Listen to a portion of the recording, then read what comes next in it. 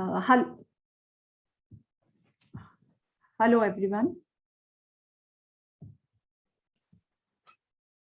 Hello everyone. Hello everyone, and a very good afternoon to all. I welcome you all to this panel discussion on Union Budget 2022 with a distinguished panel of speakers with us today. As we all know that India today at this hour is passing through a very difficult time. We have a lot of expectations from the budget because of this. We are passing right now through a situation, a kind of stagflation situation with rising prices and lowering employment. Employment is falling very fast. Millions of people have gone below the poverty line, and therefore people have a lot of expectations from what do we have in this budget. So at this hour, is the budget pro-poor and pro-farmer? Has it met the expectation of the industry and the contact services? Or is it just a claim or a reality? So we will have it all today in this session with our experts. We are honored by the presence of our chairperson, Professor Rajiv Jain, Vice Chancellor, University of Rajasthan, Jaipur. His vision and commitment to make the university achieve excellence in teaching and research is well acknowledged. The University of Rajasthan owes a lot to him also because of his indomitable effort in giving long due promotions to its faculty. It was no less than a milestone for us, sir. I'm also personally thankful to sir for extending his constant support to the activities of Niti Aayog chair. So thank you, sir, and welcome to this session. We have the gracious presence of our honorable guest, Dr. Aayog Gupta, Chancellor, IIS University, a renowned educationist and a very successful entrepreneur as well. Sir, you have always been an inspiration for the entire academic fraternity. We extend a warm welcome to you, sir. It is my honor to welcome the esteemed panel of experts that we have with us today. We have with us Professor Singh, President, Vivekanand Global University, Jaipur. Sir has also been former director of Niti Aayog chair of our university. And I would like to mention here that it was during his tenure that for the first time, the MHRD and the State Finance Commission approached university and Niti Aayog chair to undertake studies for the government and make policy recommendations. So we are trying to follow the same path and to continue with this legacy in Niti Aayog chair. So thanks for accepting our invitation, sir, and we welcome you. An authority in economics, I welcome Professor N.R. Bhanumurthy, Vice Chancellor, B.R. Ambedkar School of Economics, University of Bengaluru. We also have with us Professor Indrani Gupta, Director, Institute of Economic Growth, Delhi. Ma'am, we are very keen to hear from you today, and we welcome you to this budget session. Another stalwart from the Institute of Economic Growth, we have with us Professor C.S.C. Sekhar. We are extremely thankful to you, sir, for accepting our invite, and we welcome you to this session. For the formal beginning of the session, I would now like to request our chairperson, Professor Rajiv Jain, to address the audience. Sir. Thank you, Professor Meeta Mathur, Madam. Today is our guest of honor. Yes, sir, we can hear you, sir. Okay. Yes. Today is our guest of honor, Dr. Aayog Gupta ji, Chancellor, IIS University, esteemed panel of experts, Professor Vijay Singh, President, Vivekanand Global University, Jaipur, Professor N.R. Bhanumurthy, VC Ambedkar School of Economics, University, Bangalore, Professor Indrani Gupta, Officiating Director, Institute of Economic Growth, Delhi, and Professor C.S.C. Sekhar, Institute of Economic Growth, Delhi. Professor Meeta Mathur, Director, Niti Aayog Chair, University of Rajasthan, Jaipur. Dr. Anima Vesh, Additional Head, Department of Economics, IIS University. all colleagues and students joining this webinar.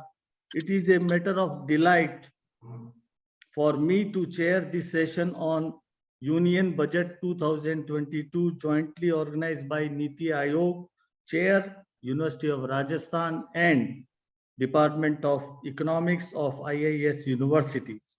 The panelists today are all authorities in their own areas, and so the deliberation that we would be having today would definitely be thought provoking. The country's budget has come in the third wave of this pandemic. The economy has already suffered in the last two waves. The provisions of the current budget have therefore strong implication. It is important to analyze how does the budget address the problem of recovery and a high growth. Looking at the current budget, many of the initiatives of government commitment towards achieving a sustained recovery and higher growth, increase in spending on infrastructure is a welcome step. Income tax rates have remained unchanged. It is again a questionable. And in an efforts to encourage local manufacturing, the custom duty has been raised. Focus of budget on clean energy and eco-friendly manufacturing is visible with additional allocation of solar production linked incentives and continued support to electric vehicles. We would like to know from the experts whether the budget provisions actually address the problem of jobless growth that India is struggling with. I think promotion of direct benefit schemes to revive consumption demand amongst the poor was expected from this budget. Food subsidies have been cut. There is no change in Manrega outlay. Measures to achieve equal recovery in sectors, innovation, incentives, and research and development promotion should also have been focused on this budget. I hope the experts and in the discussion today will throw a light on all these aspects. Best wishes and thank you. Thank you very much, sir, for your speech and for enhancing all of us and giving us an overview of what this budget makes a provision for people, for the industry and for the common man, and whether it would turn into a reality and would meet the expectations of the people and meet its targets. I now request our honorable guest, Dr. Ashok Gupta, Chancellor, IIS University, to address us. Sir. Namaskar. Professor Ajit Jain, Vice Chancellor, University of Rajasthan, Jaipur. Nita ji, other distinguished panelists, and dear friends. It's definitely a great moment when we are discussing one of the most important topics of the day, that is Union Budget of 2022-23. I must congratulate the organizers for having picked up such an important topic and have invited people from Delhi, Bangalore, and other places to enlighten us about the nuances of the budget. According to me, it's not a populist budget, but a growth-oriented budget, a budget which has a long-term planning. It's not for short term, but it has many things new, which we'll see in years to come. And there is a focus on Atmanirbhar Bharat. As you can see, the government has decided that 68% of the defense needs would be carried out of the Indian manufacturers, which is a welcome note. The government has talked about many things regarding infrastructural growth, rail expansion, railway expansion, road expansion, and so many other things. But for a common person, there has been not much relief. And the reason is very clear: because of the COVID, the economy has suffered very badly during the last 2 years. Those who could not afford a good living earlier also, they are still suffering. So the government has not brought about any new changes so that they could be benefited. But whatever it is, I think let us discuss as to what exactly is this budget and how we are going to be benefited out of it, and how people living in villages, people living in under poverty line, how would they sustain and stay free from all the problems. This has to be discussed, and I'm sure with the kind of panelists that we have, we'll be able to enlighten ourselves about the important features of this budget. On behalf of IS deemed to be university and my colleagues, I congratulate the organizers, especially Dr. Meeta Mathur, Chair, Niti Aayog, University of Rajasthan, and definitely the Vice Chancellor of the University of Rajasthan, Professor Rajiv Jain, who has so kindly come and addressed us. With these words, I welcome you all, and I wish this discourse a success. Thank you. Thank you very much, Chancellor Sir, and we look forward to continued association of Niti Aayog Chair, University of Rajasthan, with the IIS University, the Department of Economics of the university. Thank you so much. And I believe and I agree with Sir that although there are initiatives in the budget, but still much more was required. So now let us hear it from the experts, the team of experts that we have today. And for this, I would now like to invite my colleague Yashwardhan Singh to conduct the session further. Yash. Thank you, ma'am. Good evening, respected dignitaries, panelists, and dear participants. I again welcome you all to the panel discussion on the Union Budget 2022-23, which is jointly organized by the Niti Aayog Chair in collaboration with the IIS University, Jaipur. We have a panel of eminent speakers today who will be sharing their views, and I will introduce them one by one before they speak. So as you all know that, and we have also listened to the chairperson and the honorable guest who have highlighted their views on the budget, but it's a very important policy document of the central government, which lays a roadmap for the development of the nation. And even in the budget, Finance Minister has said that it's a vision document of the government stating from India at 75 to India at 100.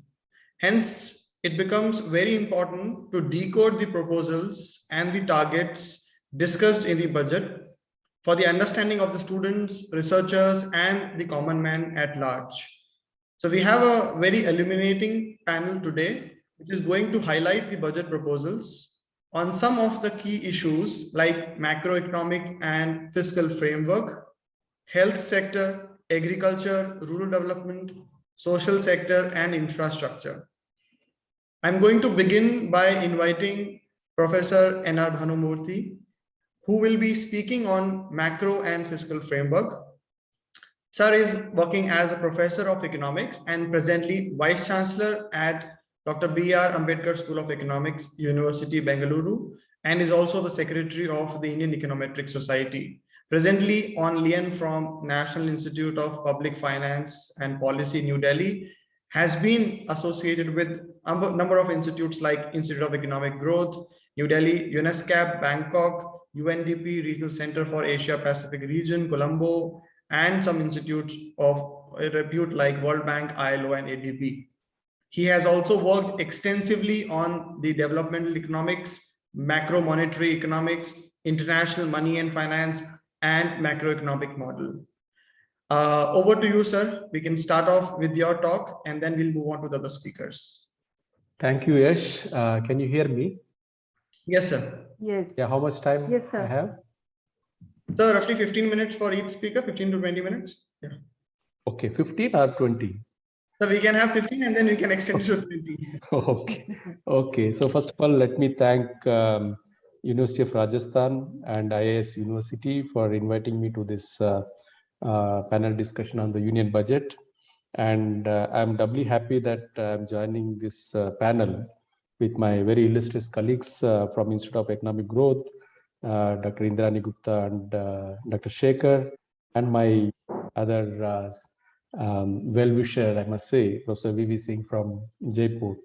So first of all, when it comes to budget, I thought I will limit myself to macro issues, not getting into the sectoral issues. So when it comes to the macro issues, I think most of you have read that this budget is growth oriented and it has a long-term vision and all those things. But ultimately, what is that actually driving this whole budget is something that's very important for us. So one, clear indication that the budget has given is that they are going to have a kind of a continuation of macro fiscal framework that the government has adopted in the last budget. If somebody remember, last year also there was, there was a shift in focus from government consumption expenditure towards public investments. And in fact, that has actually done very well for us in terms of a recovery process. So right now we are talking about 9.2% growth for the current year. And for the next year, there are estimates that says it can be somewhere close to 8.5%. But what is actually driving this, optimism on the budget, especially from the growth perspective, is that that assumption that government capital expenditure will have a better return compared to the consumption expenditure, like what we say it's revenue expenditure. So intrinsically, what they're saying is that the multiplier for capital expenditure is larger than the consumption expenditure. In fact, the budget also, if you look at the documents on the macro fiscal statement, very clearly mentioned that capital expenditure has a multiplier of 2.45. And I think that is the number which is actually driving the whole budget. And I may want to say here that this is the effort that I have put in the last 10 years. Since 2012, when I published this paper on fiscal multipliers for India, and I did estimate this 2.45 in the year 2012, and it took almost 10 years to make everybody to say that the capital expenditure multiplier is much larger than the consumption expenditure, and that is the whole crux of medium-term fiscal framework or the FRBM Act that we say. So now I think it's high time for me to not talk about the size of multipliers, because now everybody talks about it. So I'm more happy that now it has become part of the discussion. So I do hope that this same framework will continue for next the rest of the 15th Finance Commission period that ends in 2025-26. And if you have seen under yesterday budget, very clearly that capital expenditure has been increased to 7.5 lakh crore. And in fact, if you look at the effective capital expenditure that they define, that some of the grants in it that have been transferred to the states, it actually comes to 10.6 lakh crore, which is roughly somewhere close to 4.5 or 4.6% of the GDP. And I think that's a huge number. And maybe some people can talk about whether the economy has that absorptive capacity in terms of the actual investments happening. But if you look at, again, if you look at the overall fiscal deficit, this increase in the capital expenditure is actually happening due to decline in the revenue deficit. The revenue deficit is actually declining by 0.9% between FY22 and FY23. So in that sense, you see that there is an increase in the capital expenditure by 0.4% of GDP, and then the overall fiscal deficit is declining by 0.5% for the next year. So totally it is 0.9% reduction in the revenue deficit, which is actually helping creates fiscal space for capital expenditure. And more importantly, the increase in this capital expenditure is also includes some of the transfer that Government of India plans to transfer to the state governments in terms of the capital expenditure. And I think that is going to add on to whatever the states are doing as part of their own expenditure plans.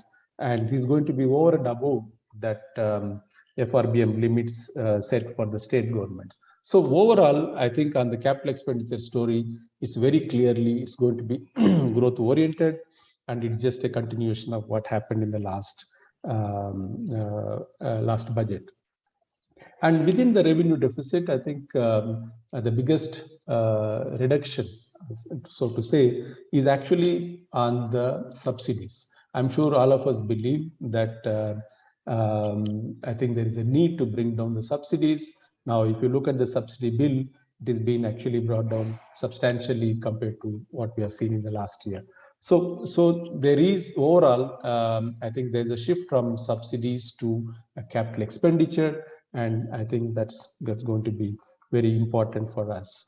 And on the expenditure side, there are a lot of people written. I think even Nita in the introductory remarks said that there is a decline in allocation to some of the sectors, but some of them are actually demand driven. So there could be more allocation whenever the supplementary demand comes in the month of November or December. But on the other hand, if you look at, there are some of the schemes, centrally sponsored schemes.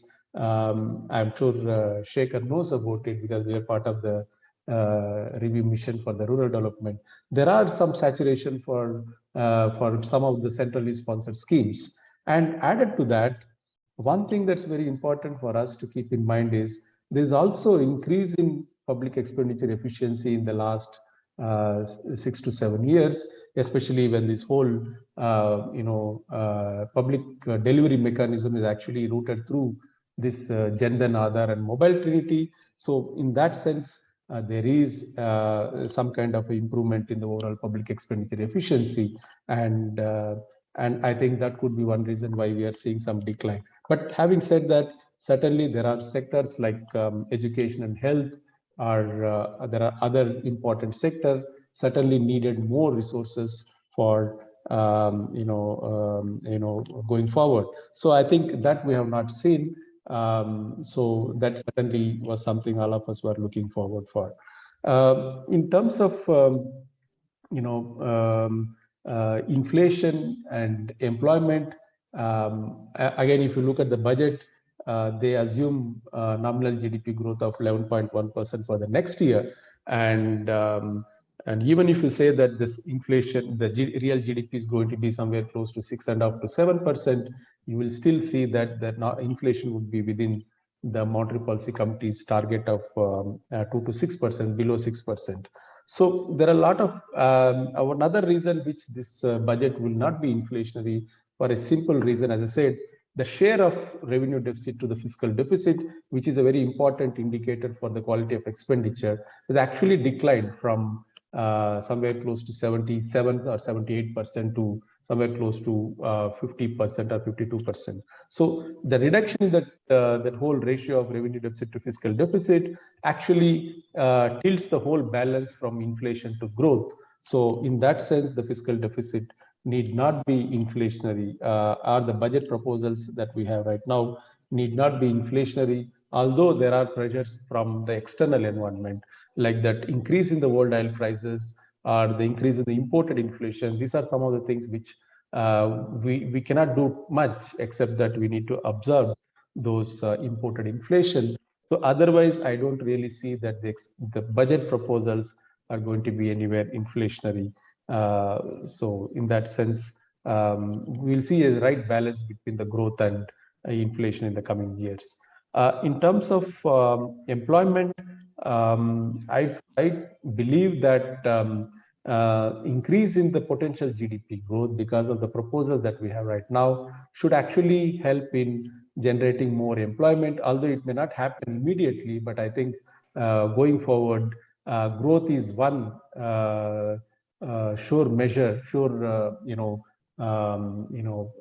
variable for increasing the employment opportunities. We have already seen how the manufacturing sector has actually expanded in the recent period.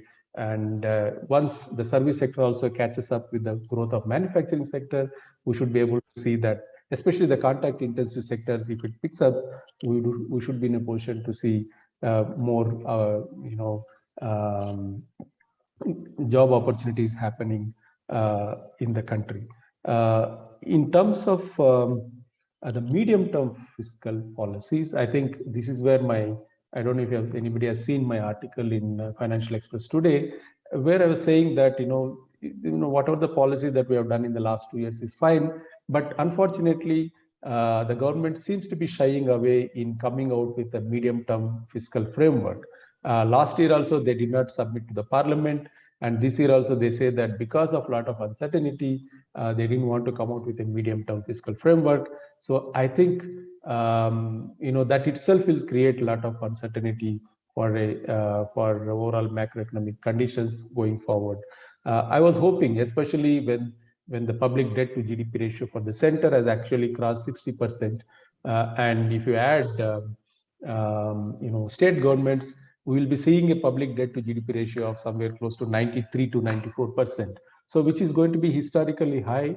And I think it's imperative for us to really start talking about public debt to GDP ratio even from now onwards, rather than really talking about only the fiscal deficit alone. So I think the public debt should be the policy anchor for us.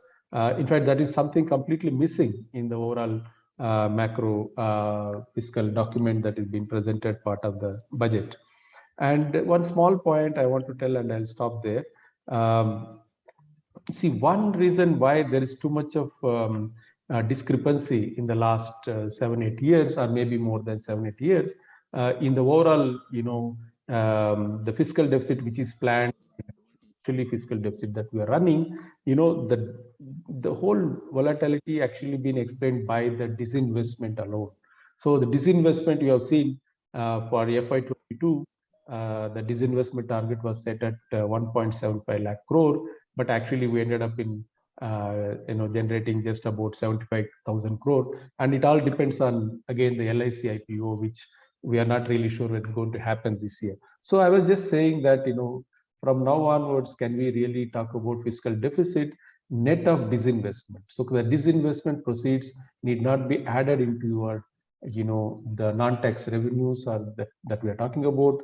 It should be used for releasing some of the public debt stock that we have, so that we will not be part of, the fiscal deficit. So by doing that, you'll have better predictability, better stability of fiscal estimate that we have right now. Otherwise, we end up in all the time predicting what we are going to see in terms of the fiscal deficit or in terms of the borrowing. So that is one thing that I thought which may be useful for us going forward, so that we'll have better estimates on the fiscal deficit. So I'll stop here. Maybe if there's any questions, I'll come back. Can I take 1 minute, Yash? Sure, sir. Sure. Yeah. So I think when this government came into power in 2014, some newspaper asked me what exactly you are expecting from this government. And I told a couple of things. One is that, you have to ring fence the capital expenditure. You cannot compromise on the capital expenditure plan as what the 14th Finance Commission has recommended. And the other small thing that I said was, you have to make India Post as a core banking compliant. I mean, everybody thought, what is this? This is a very small thing, but it has a huge impact on the overall public expenditure efficiency. In fact, if you look at, that's the only institution which can expand the financial access in the rural areas. And that is why we do see that the DBT has become a big success in this country. And in that, whole architecture, India Post has played a very, very major role. And in the latest budget, they said that all India Post will be core banking compliant in the next year. Although they made it as a payment banks, but now I think they made it as a core banking compliant. And I think that will have a huge impact on the way rural economy is going to function and the way how the government public delivery mechanism happens to the rural areas. And that actually improves the overall public expenditure efficiency in terms of implementation. So I'm happy about it. So these are two things I'm going to stop talking about: fiscal multiplier and the financial access in the rural areas. Thank you. Thank you so much, sir. Thank you for your insights on the macroeconomic stability and highlighting the importance of capital expenditure and why the government should and has increased the capital expenditure in this budget. We will move on to our next speaker, Professor Indrani Gupta, who will be speaking on the health sector. Madam is professor and head Health Policy Research Institute, known for its policy-oriented research on the health sector at the Institute of Economic Growth, Delhi, and is presently also the officiating director of the Institute of Economic Growth, Delhi. She has a PhD in economics from University of Maryland, USA, and has been working extensively in the area of health economics and policy, including demand for health and healthcare, health insurance and financing, poverty and health, costing and cost effectiveness of the economics of diseases and international agreements. Over to you, ma'am. Thank you so much, Ashwardhan, and thank you to Niti Aayog Chair, Professor Meeta Mathur, especially, who persuaded me to do this, and IIS University of Jaipur. I'm delighted to be here, and also because it feels like I'm in mini IEG seminar with Professor Bhanumurthy and Professor Sekhar, who are my colleagues. Can I share my screen? Yeah, sure, ma'am. Yes, ma'am. Yes. Yeah, all right. So I'm supposed to speak on the health sector, and frankly, this time when we were listening to the budget speech of Madam Sitharaman, I was struck by how little there was in the health part, and I was thinking I'm missing something, frankly. My colleague, my research analyst, Avantika, is here listening on to this, and she helped me a lot to put together the data, because without the data, you really can't talk about the budget much. So let me just quickly give you a brief background. During the COVID years, the last 2 years, we've seen the lack of resilience in our health sector. We saw how we had serious shortfalls in personnel, infrastructure, medical supplies, consumables, etc. And we had to fix the health sector in a way in real time, while the death rates and morbidity rates were rising rapidly. Part of this, and mostly the reason, has been that India has never prioritized the health sector, and we have had low public investment for decades. India is at the bottom heap of globally of countries that spend on how much they spend on public investment. And our out-of-pocket expenditure is the main mode of financing in this country.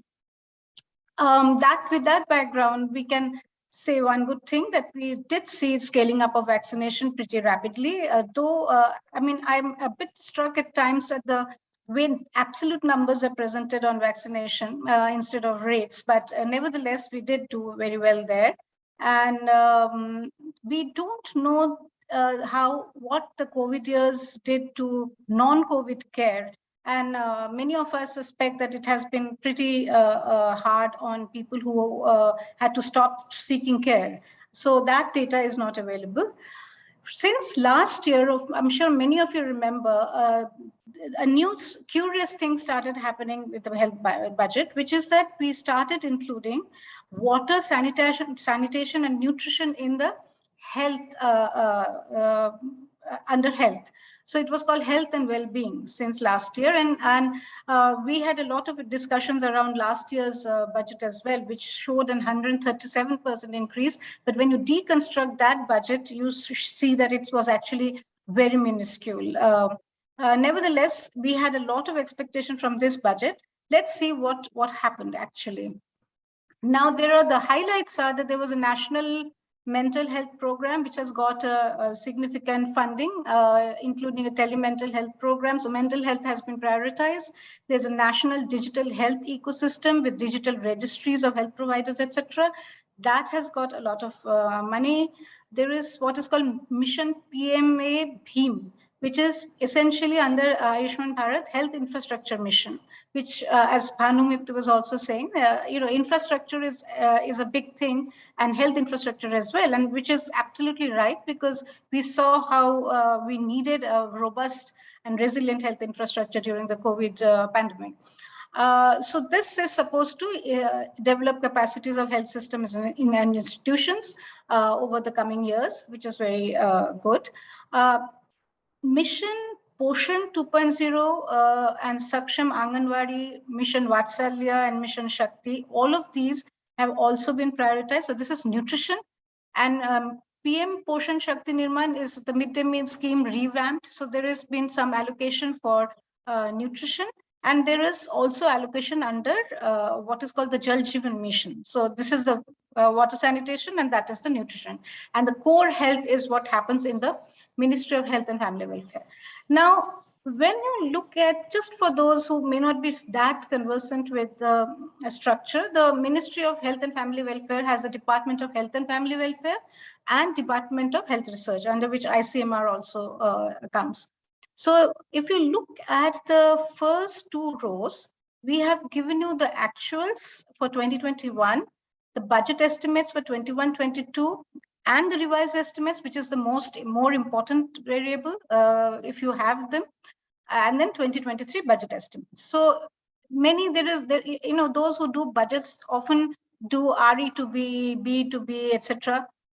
Essentially, we should look at actuals, but since the actuals are not available for the last 2 years, we can look at revised estimate to budget estimate, which is the more sensible thing to do. Now, if you look at the total health ministry allocations, from revised estimate to budget estimates, it's only gone up by 0.2%. Of course, budget to budget is about 17%, but revised to budget has gone up by 0.2%. Adding Ayush in, which is a separate ministry altogether, you get 14.5. Drinking water and sanitation, if you want to add that has seen a substantial increase. But overall, Ministry of Health and Family Welfare plus Ayush is only 0.7% increase. If you add water and sanitation to Ministry of Health and Family Welfare, then you get a substantial increase of 12%. Now, if you then add nutrition and all the portions and Anganwadis and revised ICDS, etc., and everything else, you see a 17% increase in MOHFW, Ayush, water and sanitation, and nutrition. Now, the question is, are these sufficient to make the health sector, the health system resilient? There is absolutely no denying that nutrition and water and sanitation are really key variables, and they are long-run variables. And I think our Vice Chancellor, he had already mentioned that there are short-term and long-term gains. So nutrition, water and sanitation are certainly long-term gains. But the health sector had huge problems, and we saw that during the pandemic year. So we needed to see higher allocations under the Ministry of Health and Family Welfare as well.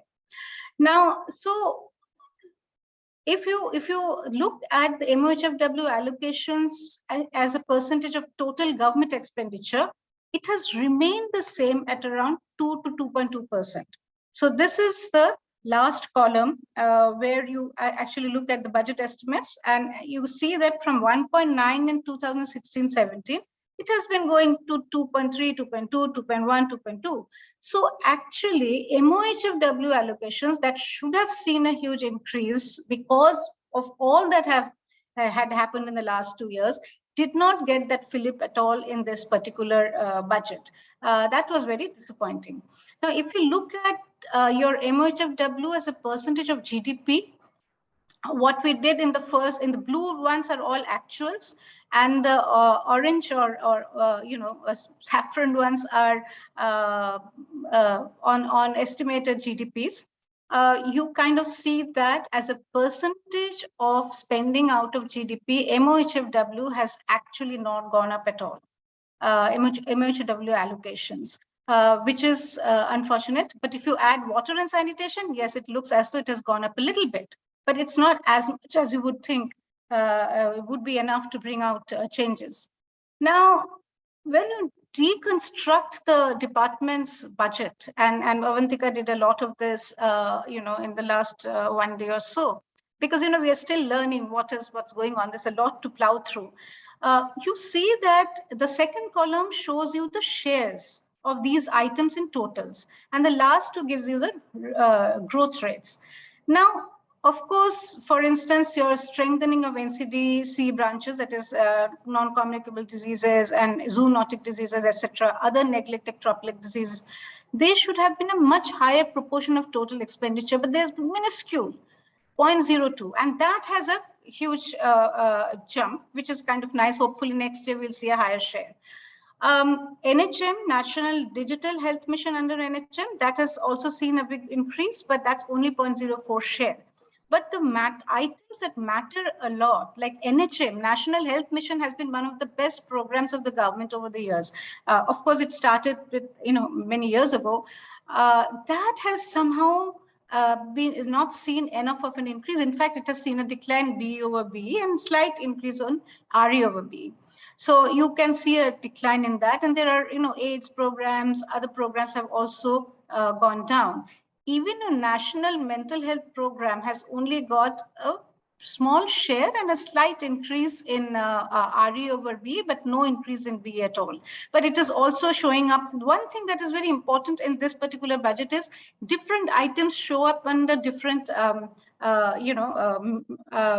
different parts of the demand for grants. So it is, you really have to be at it to understand. PMJ, which is a flagship program of the government under Ayushman Bharat, has not seen any enhanced allocations. I mean, only 0.2.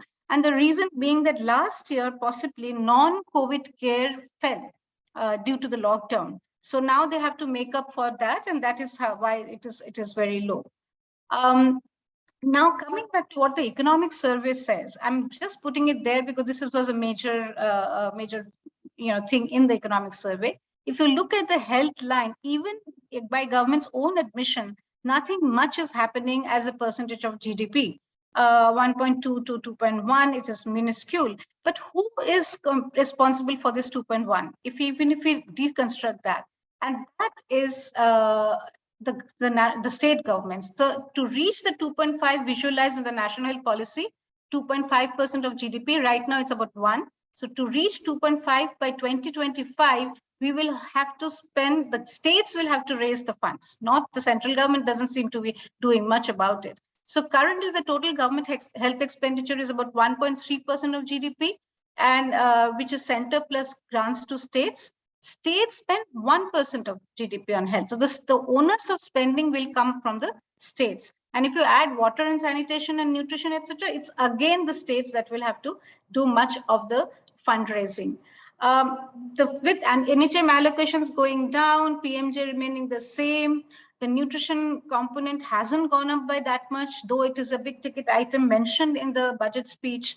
Overall, we think that the health budget has been quite unremarkable and has not at all met the aspiration of those who work on the health sector, that we should have seen a quantum jump in health funding in this budget. Now, I'll stop here. I'll take questions, of course, later. But I mean, a lot of people say that you're very negative about what happens in the health sector and about the government. I will say one thing: with 1% of your GDP or around 1.3% of your GDP being spent on the health sector, you cannot make the health sector resilient to pandemics and epidemics. You cannot.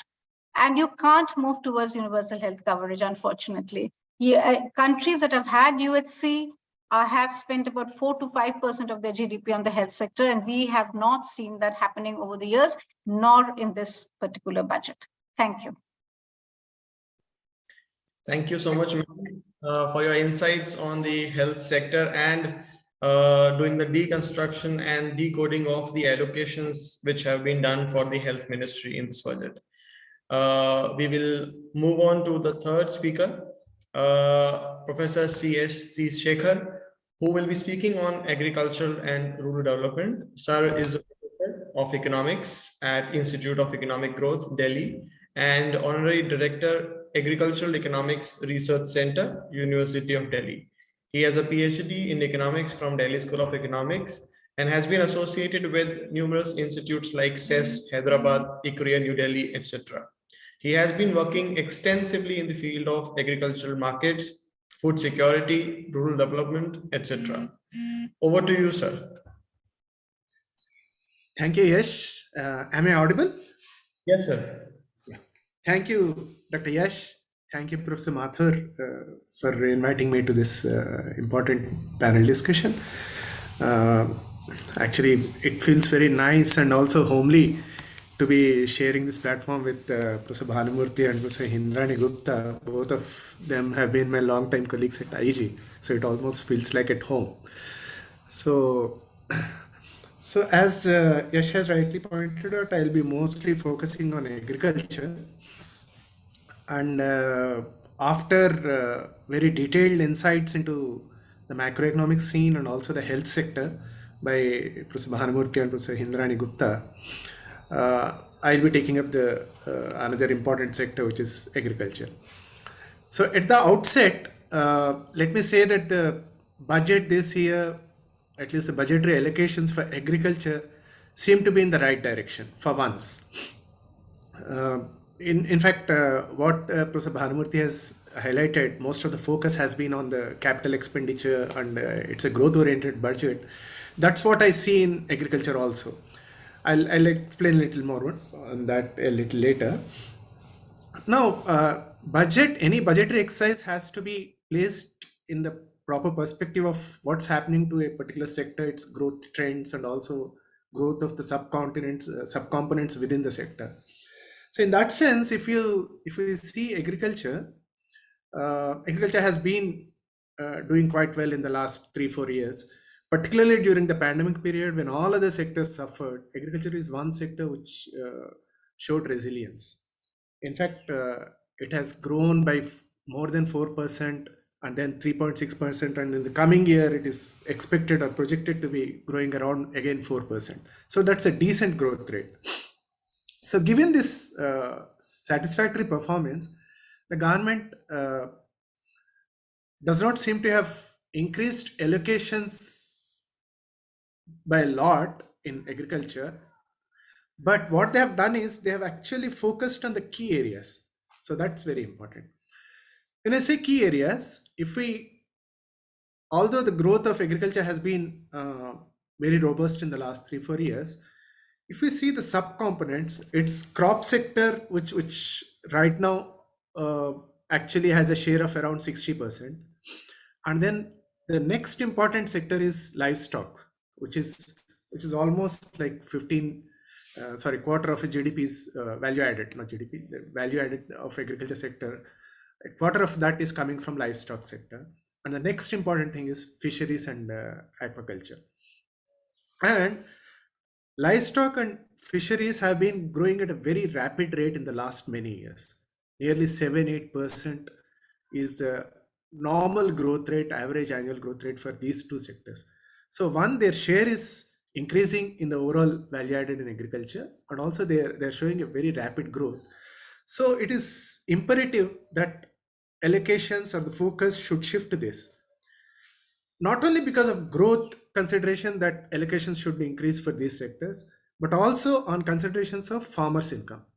If we look at this recent situation assessment survey, which came out in 2019, so there one can actually see that the share of income that is coming from crop production to agricultural households has declined from nearly half to less than 40% now. So more income, more than 55% of the farmers' income is now coming from wages and livestock and dairy. Wages actually are contributing almost 40%. That's the biggest share of income is coming from wages, and next is livestock. So both from growth point and also from the point of view of farmers' income, livestock sector and fisheries and these sub-components of agriculture assume importance.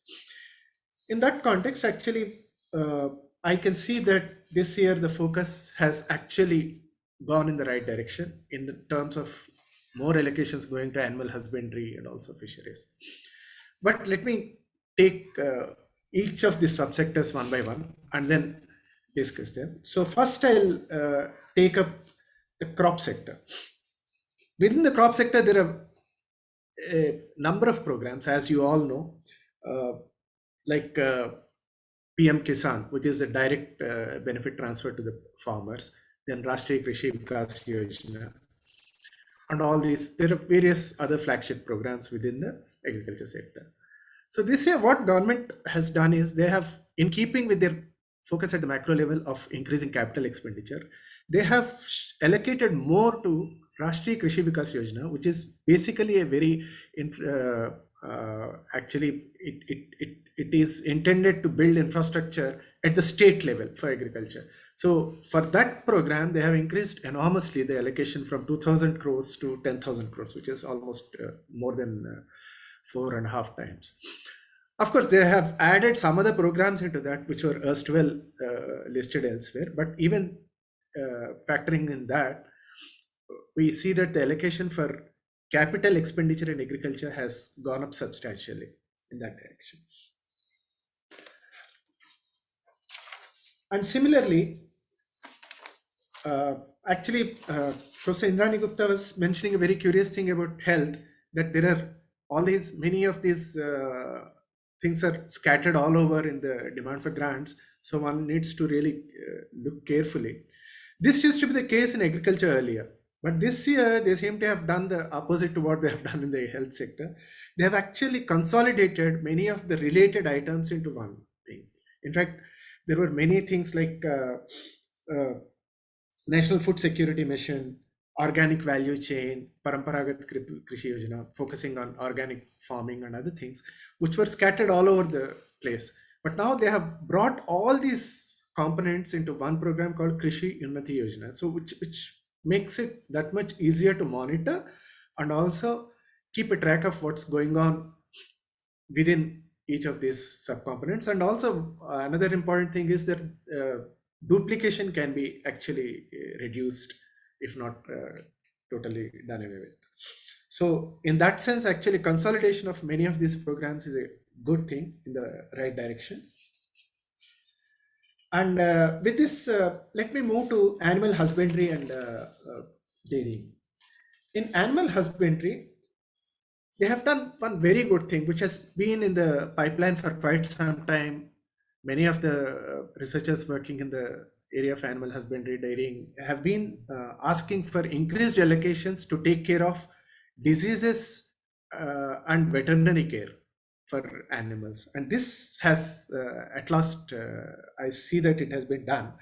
This year, the budget allocation has gone roughly from around 900 crores for this component to nearly 2,000 crores, which is more than 2 times. So which is a very important thing, and it's long overdue. And similarly, livestock health and disease control program, this also has got a substantial increase in allocation. Now turning to fisheries, government has again increased the allocation for Kisan Pradhanmantri Matsya Sampada Yojana, which is basically intended to take care of not only the fisheries sector in terms of promoting growth and infrastructure, but also to see that fishermen, their incomes are protected and they're actually improved. So this particular scheme, which has been not been receiving much attention earlier, has now got a substantial allocation. Earlier it was 1,200 crores, now it has gone up to almost 1,900 crores. In real terms, it may not be much, but it's still a decent increase, I would say. Now, the next important thing is food processing. Actually, for a long time, India has been focusing only on crop production and basic activities in agriculture without focusing on value addition and processing. for the first time, not for the first time, actually, the attention has been going into this area for some time, but there is a substantial increase in the allocations this year, which has gone up to 900 crores. There is a scheme called Pradhan Mantri Kisan Sampada Yojana, which is basically to build infrastructure for food processing. Basically, it takes care of all the mega food parks and even small scale food parks, food processing units and other things. So all this infrastructure in the food processing sector comes under this particular program. It's a large program, and that program has got a good, decent allocation of 900 crores. And also, along with that, they have also announced production incentives for food processing industry, and that allocation has gone substantially up from 10 crores to nearly 1,000 crores, which is a huge jump. So the focus on food processing has increased a lot in this budget, and we can see that this is a good thing, because value addition and food processing is extremely important, because in India, as we all know, the wastage and the loss due to wastage is a lot higher. Now, lastly, I'll quickly go through the rural development, because agriculture is always treated as a standalone subject, but it is intrinsically related to or linked to the rural development part. And in rural development, they have largely maintained allocations as they were. They have increased slightly for Prime Minister Gram Sadak Yojana, which is basically for building rural roads. And also Awas Yojana, there is a slight perhaps increase. But what seems to be slightly raising a little concern is that the allocation for Manrega seems to have come down from last year's thing. So that is something that needs some explanation. But perhaps the government thinks that the Manrega was extremely, because last year the expenditure, the revised estimate was nearly 98,000 crores, and that has been brought down to 73,000 crores this year. So probably the thinking is that now that we are out of pandemic or almost there, so the need for Manrega is not that acute. So that may be one reason why government seems to be okay with this allocation of 73,000 for Manrega. But still, that needs explanation, which I did not find. So I think with this I'll stop. And so all in all, to sum up, actually the thrust seems to be on capital expenditure, and that too in the right areas, although there are some misses here and there, but overall the budget seems to be in the right direction. And the focus seems to be on not so much on providing subsidies and other things, but to build infrastructure and also processing and improve infrastructure for value addition. And another thing which I forgot to mention is the thrust on technology, new technology, which is basically AI-enabled technology, drones, and which are extremely important in agriculture, because for insurance, the timely assessment of area yield loss for farmers is of very crucial importance. So in that sense, actually, this usage of all the cutting edge technology is extremely important, and the government seems to be moving in that direction. And there is another important spillover effect of this adoption of technology in agriculture. All of you may have seen reports of farmers wanting to give up farming, and also younger people or young people not wanting to get into agriculture. That was mainly because agriculture being perceived as a very drudgery laden sector, a very laborious kind of activity. But with adoption of technology and with cutting edge technology in agriculture, this image of image makeover of agriculture may happen, which may actually attract some younger people into agriculture. So which may, that's my wishful thinking, but I hope that turns out to be true. So with this, I'll stop, and thank you again for this opportunity. Thank you so much, sir, for your insights on the agriculture sector and the rural development, and proposing that there has been some positive developments as far as the agricultural allocations are concerned for this coming union budget.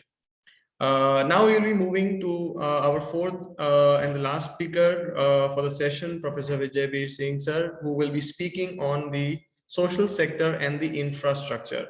Sir is presently working as the president of Vivekananda Global University, Jaipur, and he has been formerly associated with the University of Rajasthan as the Dean Faculty of Social Sciences and the head of Department of Economics. He is an acknowledged expert on public policy and sectoral issues of Indian economy and has worked on various research projects in the area of poverty, rural development, higher education, competition regulation, investment environment in India, agricultural economics, and political economy. Over to you, sir. Thank you, Yash. Distinguished panelists and friends. And मुझे भी घर में ही लग रहा है because आप सभी से मेरा इंटरेक्शन बहुत ज़्यादा रहा हुआ है. Everyone praised the budget, including Dr. Indrani Gupta. She was a little bit hesitant that health should have got more. But we have to look into the background in which this budget was presented. If you look at the background, that is private final consumption expenditure declining, that is low demand challenge for future growth and job creation, which government is already struggling. High inflation rate, particularly WPI, and still COVID uncertainty continues because we can visualize another wave.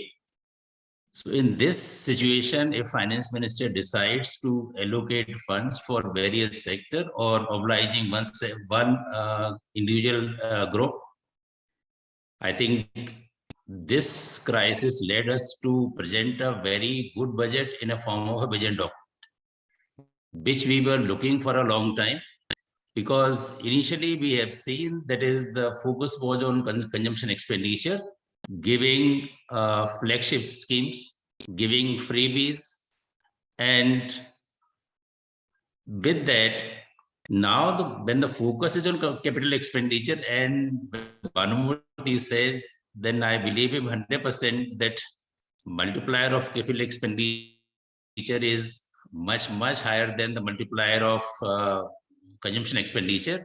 And when we see multiply, this is 1 minus V in the denominator. Whenever the capital expenditure is made, or particularly on construction and infrastructure, the money is going for employment creation whose MPC is very high.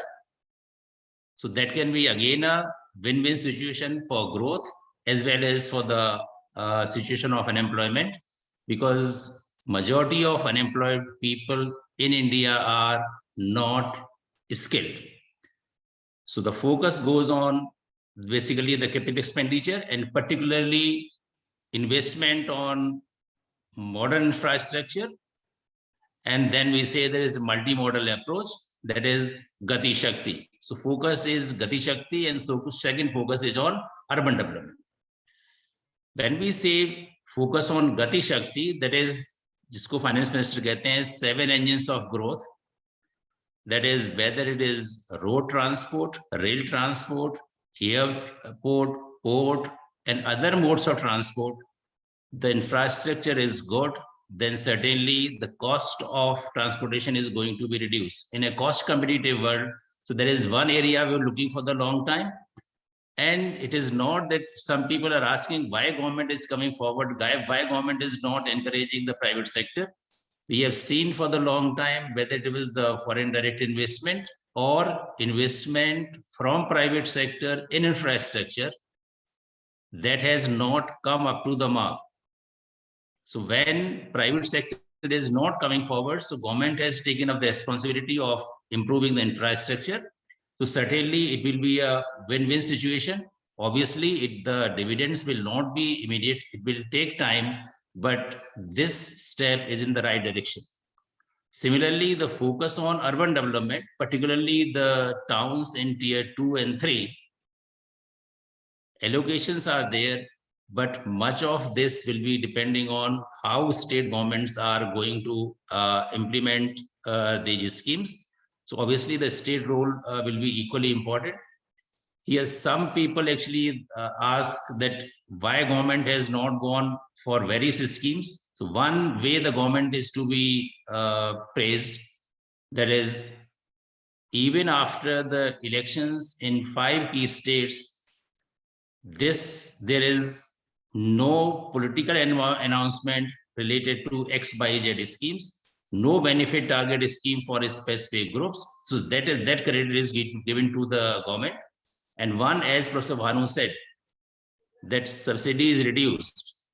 We read in books, और हिंदी में particularly लिखते हैं कि subsidy जो है हाथी के मुंह में गन्ना देने की तरह है. You can give it, but it cannot be taken back. And this budget has given that caliber, that subsidy, whether it is food or petroleum or fertilizer, all type of subsidies have been reduced.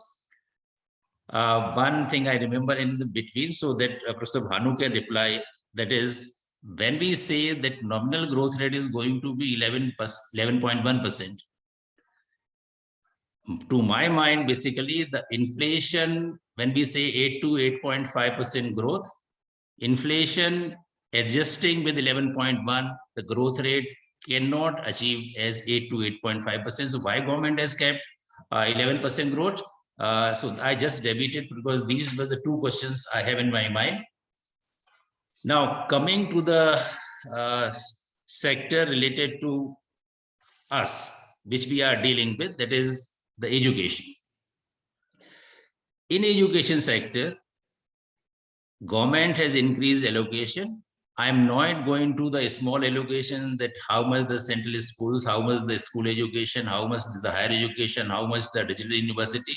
I'm not going to detail, but overall almost 12% allocations have been increased in the education sector, and government comes with the digital university.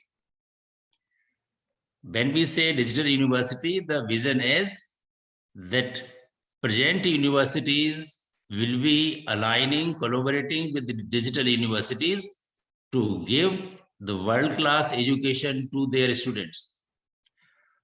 Now, once this university comes, obviously it will be depending on the existing universities in a public or private sector, how much advantage we can take of it. Then certainly second announcement goes in the budget is the emphasis on e-Vidya. E-Vidya, obviously, that is the program which is for online education, and particularly for class 1 to 12. So now government says that 1 TV in each class. That is, we are visualizing that due to COVID, a large number of students could not get education, particularly in schools and particularly in rural areas. So government is focusing on that with e-Vidya, it will be now available on 200 TV channels, from 12 to 200 TV channels. And second emphasis of that is the National Education Policy 2020 also, that teaching should take place in regional languages. So this can give boost to that also, for implementation of NEP in regional language cases that can work upon. Another case that is the important area, that more and more emphasis on skilling and reskilling people. So that has been emphasized, developing leadership skills, skill enhancement, and focus on entrepreneurship. That is again the focus of NEP 2020. So that way you can say that is government has moved towards the implementation of NEP.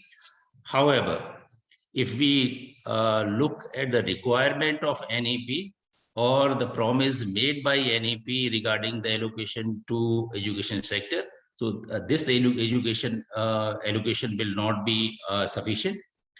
Now, question is not particularly in education and health, or particularly in social sectors. It is not only the allocation. It is basically how we are going to implement it. And majority of these implementations are in the hands of state governments.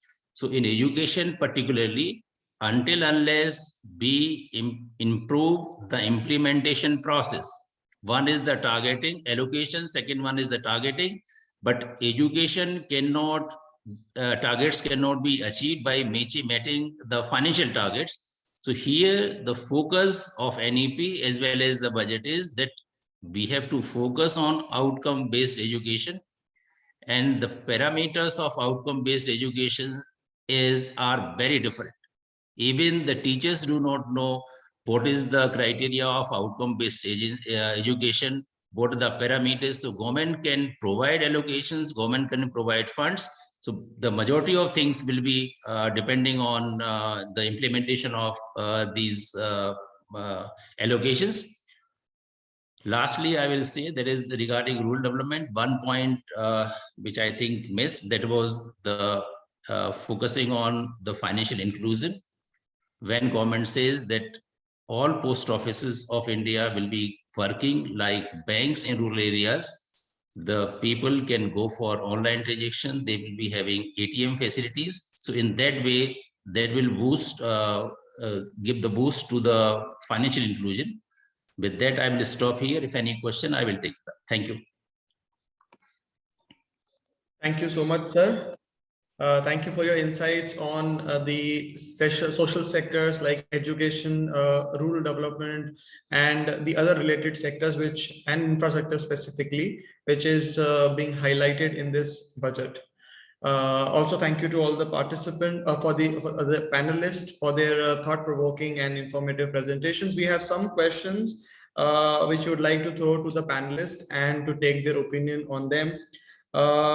There is one aspect which has been highlighted by almost all the panelists, that there has been definite rise in the capital expenditure by the central government, and but it seems that the government is looking towards the state governments in terms of the expenditure on the social sector, and center is just focusing majorly on the capital expenditure aspect, especially infrastructure and other related things. So do you think that it is going to be the right strategy considering the state finances at the present moment?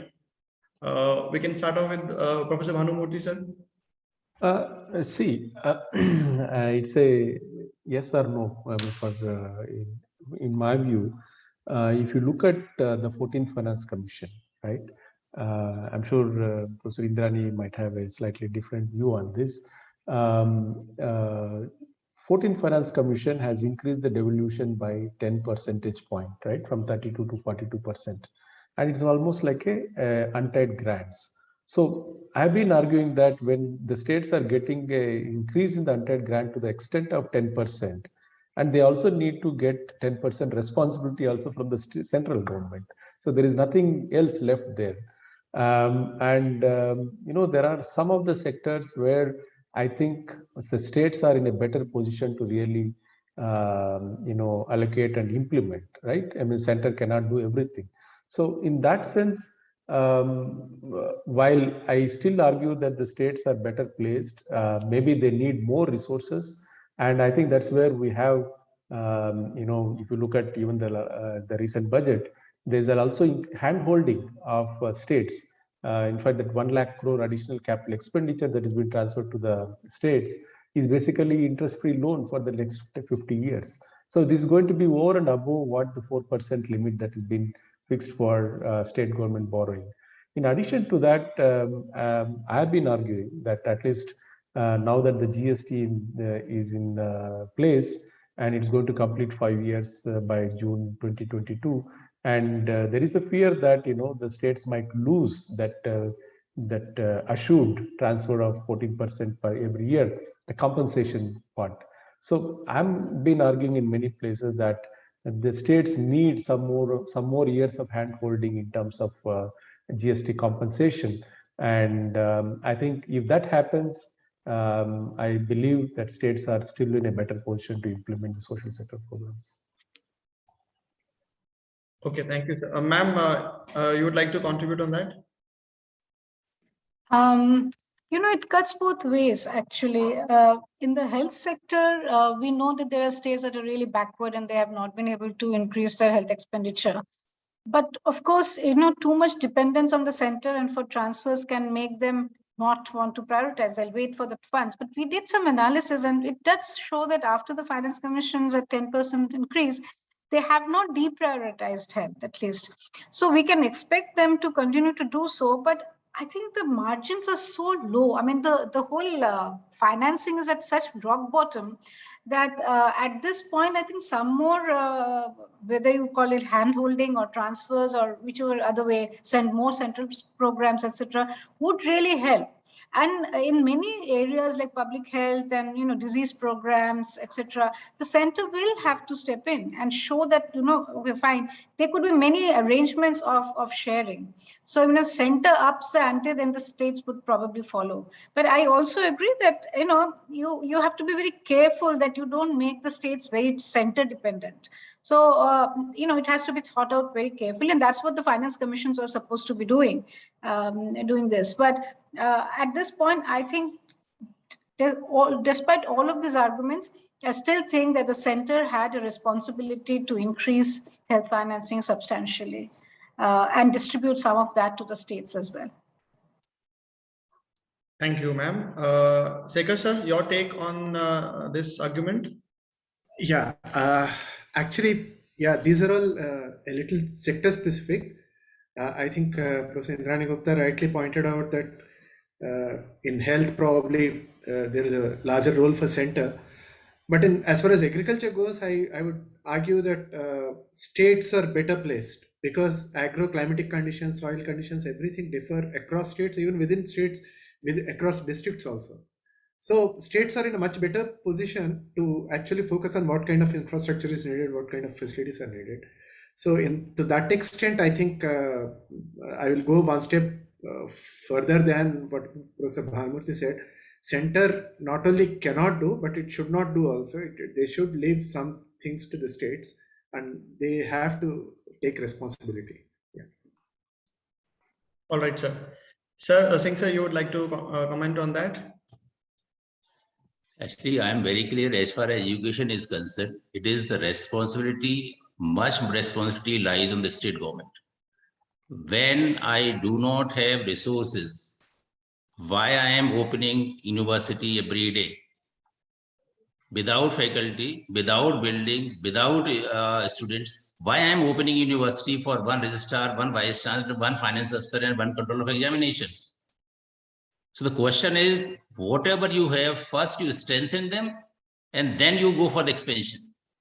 And secondly, when the central regulatory body says that certain income is to be generated by the education institutions, but that government is not forcing. So that model, that way the education is much more controlled by the state government. So obviously the financing responsibility also comes to the state government. All right, sir. Bhanumurthy sir has to leave by 4:30. So there was one question, sir, which I would like all the panelists also to take up as their concluding remark also, since sir would have to leave at 4:30 due to one of his meetings. Sir, concluding remark, keeping this bottom line in mind, that because finance minister has highlighted that this budget is basically a roadmap for India from 75 to 100. So we are looking for the 25 years roadmap. So do you think that this is a very important and a justified step in that direction in terms of the fiscal policy of the government?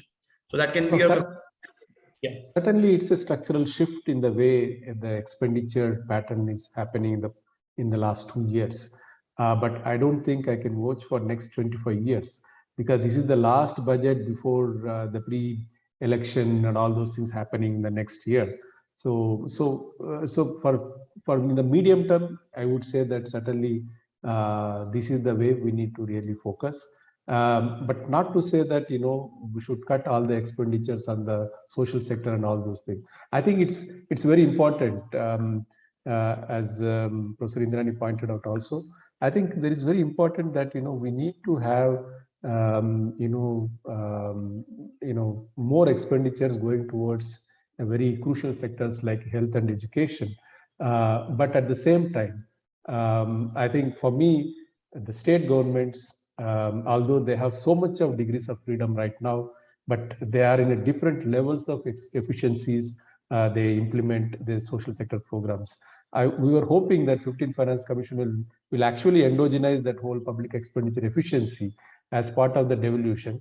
Maybe because of COVID, I think it was part of the terms of reference, but somehow they seems to have shied away from bringing that whole concept. Before I exit, in fact,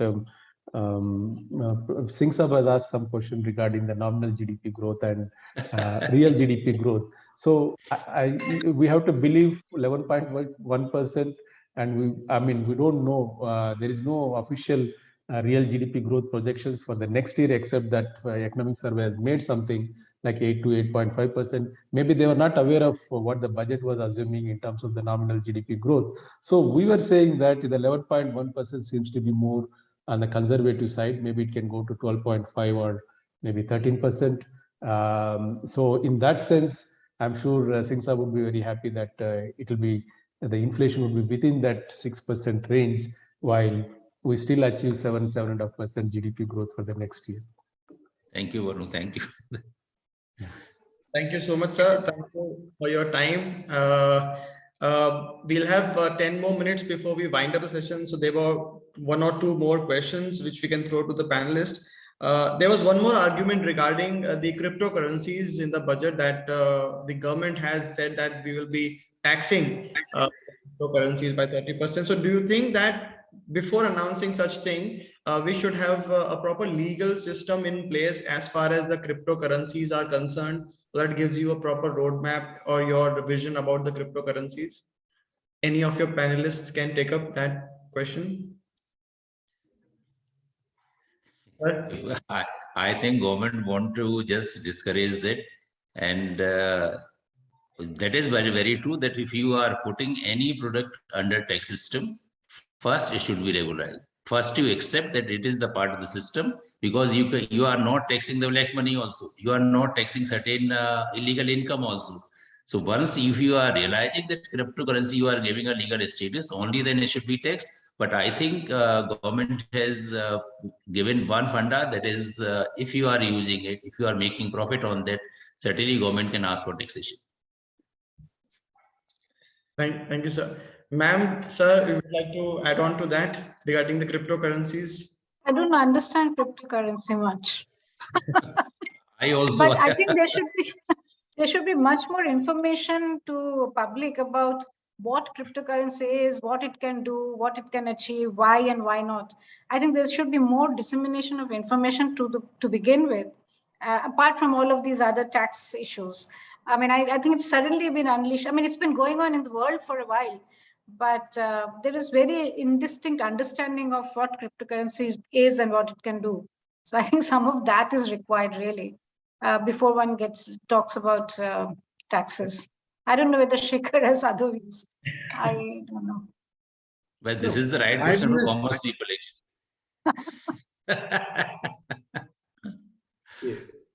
Yes. A lot of clarity is needed on cryptocurrency, its regulation and other things. But as far as taxation goes, I think it's not regularized or regulated now right now, but it's not illegal either. Actually, people can trade in cryptocurrency and they can earn, and it is easy to track that income also. To that extent, taxation does seem a good step, because at least it gives clarity. If I earn, say, X amount on trading in cryptocurrency, do I have to pay taxes to the government or not? To that extent, at least I am clear in my mind right now. How it is regularized and what kind of laws will be there in future is a different thing. Right, sir. So, ma'am, there was one aspect, as you have been also highlighting, that the budget allocations on health has been traditionally low, and as compared to the other economies and emerging economies also, if we compare our GDP percentage to the health has been very low. And so, do you think that it is going to be a big problem considering the demographic dividend of the country, which we have been boosting? So what should have been done as far as this health allocations are concerned in order to focus on the demographic dividend of this country? Well, the health allocations have been historically low. So when we decided to launch the PMJ, for instance, we did some calculations for the Finance Commission, and we showed that the requirement of funds is actually huge if PMJ is to be a success. That is, you want to cover everybody that you're intending to cover, and the kind of funding that they have now is not going to get PMJ going in that sense. So I think that somewhere, and the pandemic years are very important, Yashwardhan. If you remember, in the beginning of the pandemic, in the beginning of the COVID onslaught, we were actually completely at sea because we didn't have personnel, we didn't have infrastructure, hospitals, ICUs were choked, people were dying because they didn't have enough PPE, all of that. Now, why should that happen in a country and an emerging economy in a country like ours? We should have been better prepared. So it is not the pandemic so much, it is just that why did we not prioritize? And if we didn't, chalo, ye galti ho gayi, we didn't do that. We should have done it incrementally over the last many years. Why we are not doing it is beyond me. I'm not saying that water, sanitation, etc. are not important, but the core functions of public, health, disease prevention, laboratory. There is some on lab strengthening this time, thankfully, but very little. All of that needed a quantum jump of resources. So from 1%, we needed at least 2.5 to 3%, which means that you really have to squeeze maximum out of your reduced revenues. So that's one part. Now, these are pandemic years and unemployment is high, though we don't want to acknowledge it, but we know that unemployment has been very, very high. Where is the demographic dividend? I mean, how are we going to capitalize on that is not very clear. Let the pandemic years pass. Let us get back into some kind of semblance of normalcy. And then we will hopefully see maybe the allocations and the budgets changing and the whole demographic dividend kicking in. But right now, I don't think that we should have thought of anything else but enhancement of the health allocations right away for the country, frankly, and immediately to 2.5%. We're nowhere near that. That is my problem. Right. So thank you, ma'am. We will take the concluding remarks as we are short of time. We will be starting with Professor Singh. Sir, keeping that roadmap, as I asked Bhanu sir also, and as ma'am also highlighted that, the employment scenario is also very weak post-COVID. So do you think that this roadmap is going to lift the Indian economy and solve the major problem of the unemployment? Your take and concluding remarks, sir. Yes, as I said earlier also, that one thing is very clear that when you focus on capital expenditure, in future, the employment scenario will increase, and we cannot say it's always a jobless growth. This investment is certainly going to create employment as well as growth. As far as you asked regarding demographic dividend, I will say only one thing, that budget is India at 100 and demographic dividend also as India at 100. So the next 25 years, after 25 years, we will also not be in the position to get demographic dividend. And for demographic dividend, we have to invest in the sectors of health and education. That is very important. Thank you. Thank you, sir. Sekhar, sir, your take on this roadmap and what you see in the coming years for the Indian economy? Yeah, actually, I think this is the right direction to proceed. At least, like Bhanu said, what happens, one cannot vouch for the next 25 years, but at least for the next 3-4 years, I think this is the right way to go. I'll say this because of one reason. There are two ways to actually, right now, the private final consumption, household consumption is at a very low level. So to boost that, one way is to actually put money in the hands of the people. That has been that's being argued by many economists. The other way is to go for capex, capital expenditure, which can improve employment, and in turn it can stimulate demand. So I think the government has taken the second option, and like some of the macroeconomists like Bhanumurthy has just mentioned, the multiplier being much higher for this kind of capital expenditure rather than consumption expenditure, boosting consumption expenditure. I think at least to me, this seems to be the right way. But then there is one very important thing that needs to be taken into consideration. This kind of capital expenditure, what kind of employment will it lead to? In the last, if you remember, a similar thing happened in the UPA 2 regime somewhere around 2008, 9 to 13. And then the activity which picked up the maximum was construction. And that gave kind of employment to illiterates and semi-literate population of the. So if we actually limit our employment to only that kind of, those kinds of sectors, then it will not be very I think it's not very desirable. To that, for that to happen, for employment to be in the productive and other sectors, then actually we have to, like Singh Sahab has said, education is extremely important. There a lot of focus has to go, because even in the medium term, even if you increase capital expenditure, the employment that gets realized should be in the productive sectors, not just manual construction and these kinds of activities. That's my. All right, so thank you. Indrani ma'am, your concluding remarks. Ma'am, you are muted, ma'am. Please unmute yourself. Sorry. I would say that the budget is mixed. There are certainly very good elements, and I think that the capital expenditure focus is good. But like Sekhar said, and I think others also, you see, ultimately it is about society, right? And so if you do not invest on education, health, unemployment alleviation, poverty alleviation, the optics are also important, how you come across to the people. So somehow there was a bit of silence on all of these fronts. That has a psychological impact as well as a real impact. And I think that we knew that there was a huge unemployment, people suffered, there was health crisis, education divide. All of that did not seem to be, it was kind of missing in this whole argument. So I do think that the focus has to come back on people. While there were a lot of mention about people, but actually people need money. They need money in their pockets. They need to be employed. They need to have good health and good education.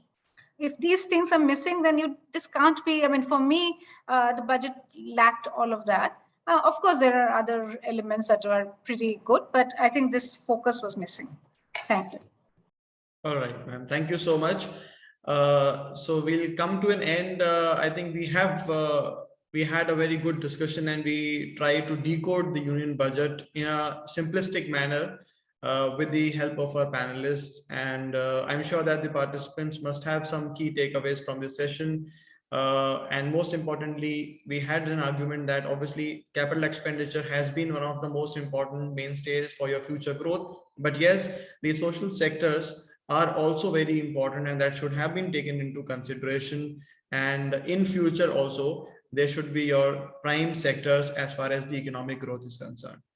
I would like to request all the dignitaries and panelists as well as the participants to please switch on their camera. We'll take a group picture and also we'll be shortly posting the feedback form in the chat box. You are requested to kindly fill that. So I request all the dignitaries, panelists and the participants to please switch on your camera for a group photograph.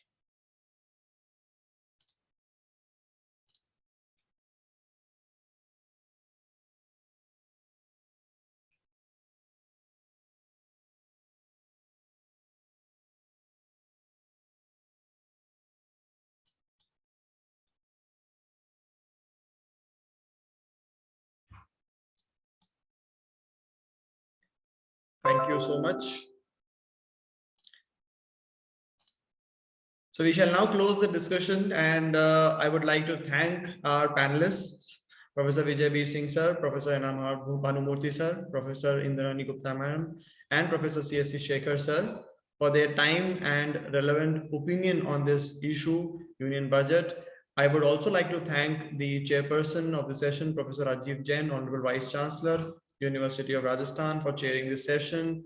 I'm also thankful to Professor Aayog Gupta, Honorable Chancellor, IIS University, and Professor C.R. Bishnoi, Head Department of Economics, along with the department team members and administration of IIS University, for collaborating with the Niti Aayog chair and providing all the necessary technical support in the conduction of this panel discussion. In the end, I would also like to thank all the participants for joining in the session. Thank you. Good day, everyone. Thank you. Thank you very much. Bye.